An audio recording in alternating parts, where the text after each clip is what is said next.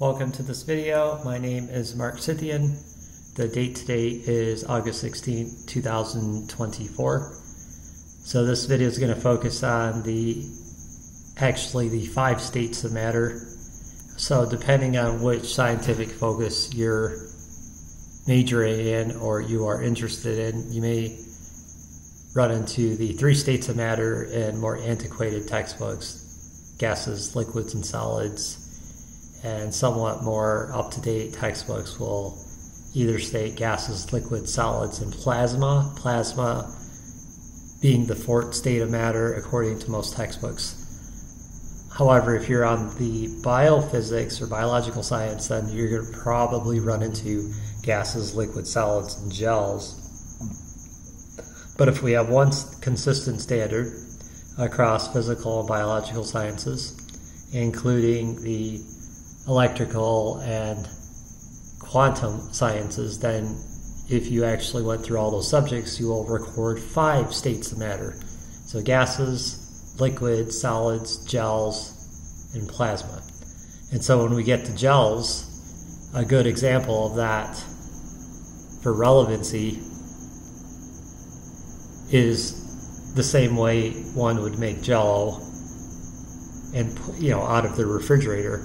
But when we're dealing with mammal physiology, we know that between 75 and 80% of all cells and all material in a mammal, or let's say a human body, is water.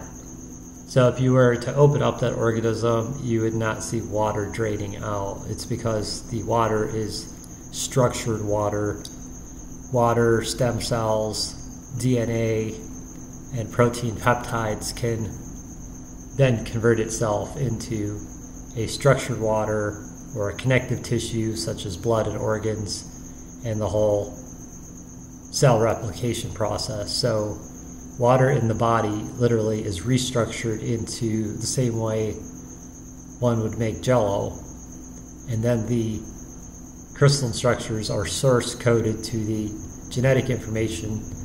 So we already have millions of dollars worth of stem cells in our body, which all they do is they receive a signal based on what cell is being replicated, based on the DNA coding, and from that point on, water is then restructured into an intelligent material or a type of amorphous gel, which then can take the shape or structure or function and or all 3 into what we know as organs and connective tissue such as blood.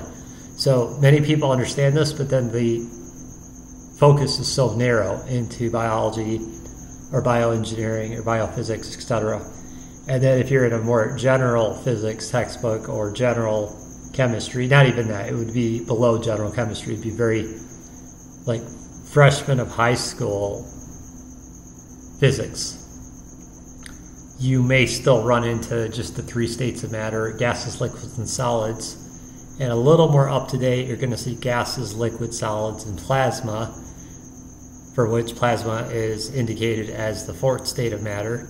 And then if you go a little bit farther in your studies, you'll see gases, liquids, solids, and gels if it's more with biological materials or biology.